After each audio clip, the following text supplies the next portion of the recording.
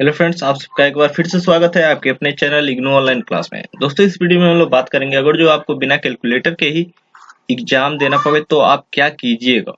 देखिए, कैलकुलेटर का महत्व ठीक उसी तरह है जिस प्रकार से एक सैनिक के पास हथियार जो होता है वह कॉमर्स के स्टूडेंट के लिए कैलकुलेटर उस हथियार की तरह है। जिस तरह सैनिक बेकार है हथियार के बिना, ठीक उसी तरह कॉमर्स का स्टूडेंट भी कुछ नहीं कर पाता है। लेकिन डिफेंस में भी जो बच्चे जाते हैं या जो हमारे सैनिक होते हैं उनको भी कुछ अलग से कुछ सिखाया जाता है, ठीक है, कि बिना हथियार के वो किस प्रकार से अपना काम चलाएं। तो हम भी आपको उसी प्रकार से बताएंगे कि आप बिना कैलकुलेटर के किस प्रकार से आप एग्जाम दीजिएगा। तो बहुत से बच्चे सोच रहे होंगे मेरा तो एग्जाम में अलाउ है भैया, कैलकुलेटर अलाउ है। ठीक है, कोई बात नहीं, आप भी देख लीजिए, क्योंकि हो सकता है आपका कैलकुलेटर घर पे आपका छूट जाए, या तो हो सकता है आपके एग्जाम में ही खराब हो जाए। ठीक है, ऐसा केस होता है। ये मत सोचिए कि ये हम अपने आप से बना दिए हैं। ठीक है, ऐसा अक्सर होता है। और अगर जो ये बहुत हुआ था, हमें लग रहा है 3-4 साल पहले इग्नू के एग्जाम में कई सारे जो स्कूल है वो अलाउ नहीं कर रहे थे कैलकुलेटर। ठीक है, और कॉस्ट के एग्जाम में तो उन सभी बच्चों के लिए ठीक है। और कभी कभी कुछ ऐसा भी सम होता है जो आप कैलकुलेटर से भी तेजी से, मतलब उसके बिना भी आप उससे तेजी से सोल्व कर सकते हैं। ठीक है, तो चलिए हम बहुत चीज बताएंगे। अगर जो आपका कैलकुलेटर छूट जाता है या खराब होता है या तो आपके एग्जाम में अलाउ नहीं है कैलकुलेटर, तो उस कंडीशन में आपको क्या करना है। ठीक है, अगर जो आपको इस तरह से इकोनॉमिक ऑर्डर क्वांटिटी निकालना हो तो आप क्या कीजिएगा, चलिए हम बताते हैं। तो सबसे पहले क्या होता है, आपको देखिए ये रूट है ना, ये जो रूट है इसका हम आपको कहानी बता देते हैं। ये रूट है, अगर जो इसके अंदर 5 × 5 लिखा है तो आंसर क्या आ जाएगा 15, यानी कि 2 है जो 5 उसमें से एक ही बाहर आ जाएगा तो आंसर 5 हो जाएगा। समझ में आ रहा है आपको? देखिए हम मतलब बेसिक चीज बता रहे हैं, आप सबको मालूम भी होगा। ठीक है, तो यानी कि अगर जो 25 का स्क्वायर कर देते हैं, ये 25 का ये अंडर रूट में 25 को, तो 5 हो जाएगा। और यानी कि इसका स्क्वायर जो करेंगे वो ये होगा। ठीक है, 25 25 का। तो ठीक इसी प्रकार से इसमें भी होता है।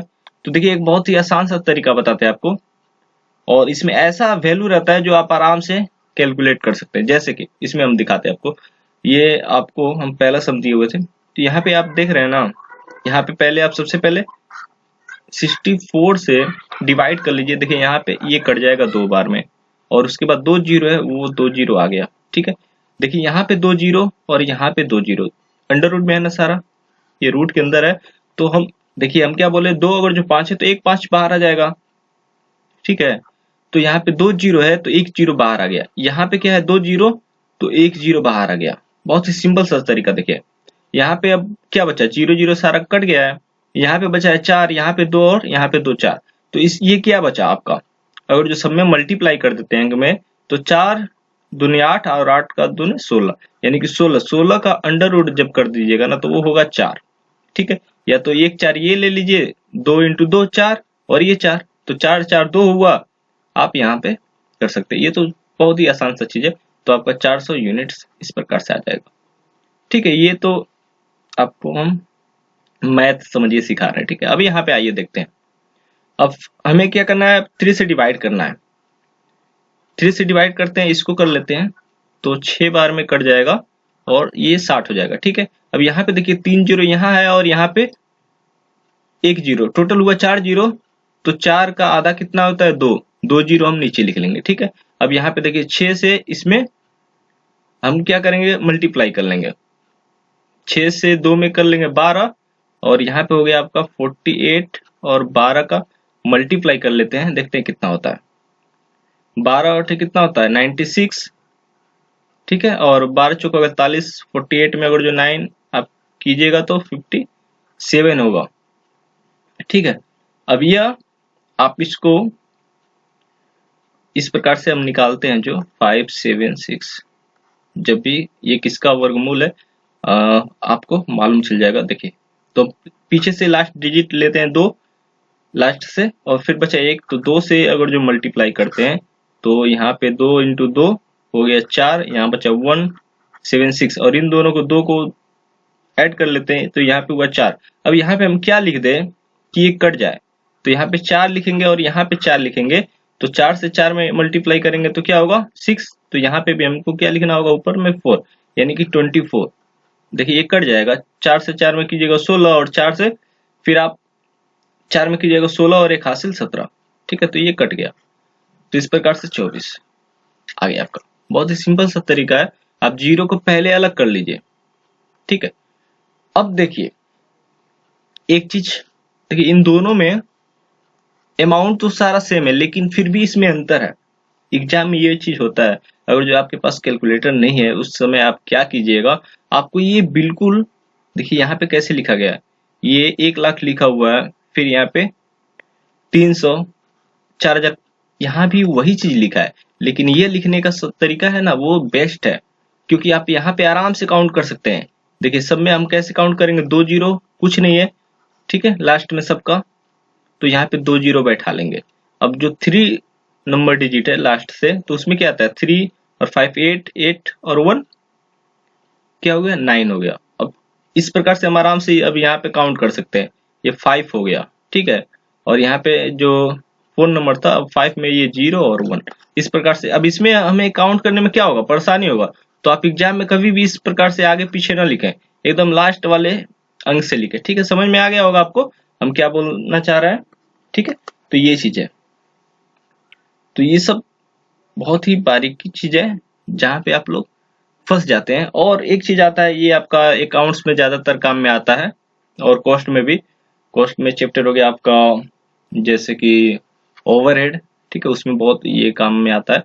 तो इसका तो हम बताएं कैलकुलेटर से आप किस प्रकार से जल्दी कर लीजिएगा। इस वीडियो के डिस्क्रिप्शन में उसका लिंक भी है, अगर जो आपने वो नहीं देखा है तो देख लीजिएगा कि आप किस प्रकार से कैलकुलेटर से बहुत जल्दी से कर सकते हैं। ठीक है, लेकिन इसमें आप उससे भी जल्दी कर सकते हैं, हम बताते हैं आपको। देखिए इस प्रकार से दिया रहता है कि इसको 9000 को आपको बांटना है।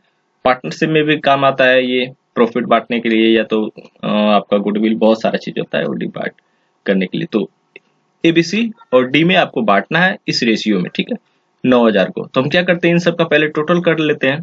तो इसका जो टोटल हुआ 3 3 6 और 9, ठीक है, तो 9000 को 9 से डिवाइड करेंगे और 3 से मल्टीप्लाई करेंगे, तो ए का है ये बी का, ये सी का, ये डी का।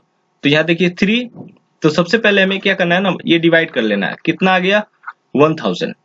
ठीक है, अब 1000 आ गया, 3 में मल्टीप्लाई करेंगे कितना होगा 3000, फिर 3 है तो 3000, फिर 2 है तो 1000 में 2 से मल्टीप्लाई करेंगे क्या होगा 2000, और 1 में करेंगे तो 1000। समझ में आ गया।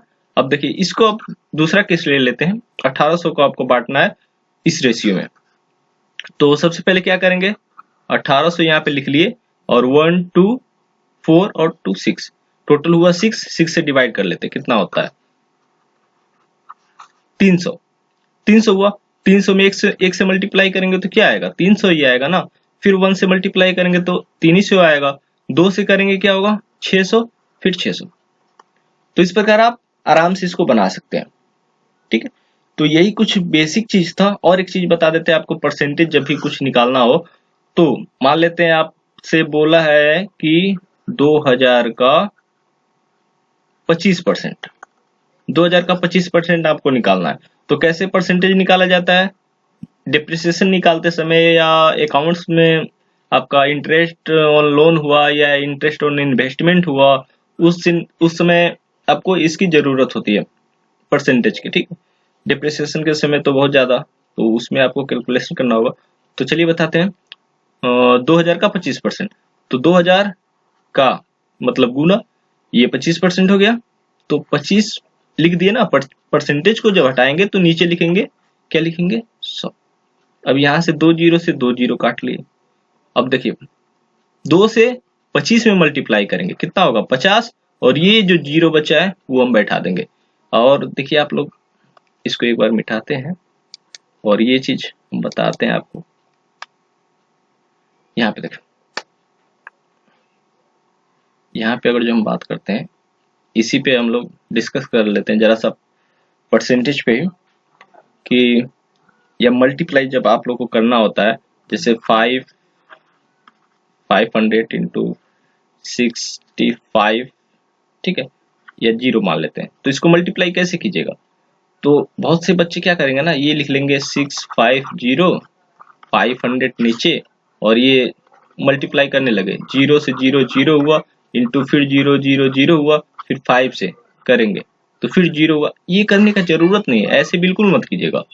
यहाँ पे है क्या, 2 जीरो और यहाँ पे 1 जीरो, 3 जीरो आप आराम से बैठा दीजिए। 5 से इसमें मल्टीप्लाई कीजिए, 5 में 25 और फिर 5 में 6 से, तो कितना हुआ 30, 30 और 2 हासिल जो था 32। ये आपका आंसर आ गया।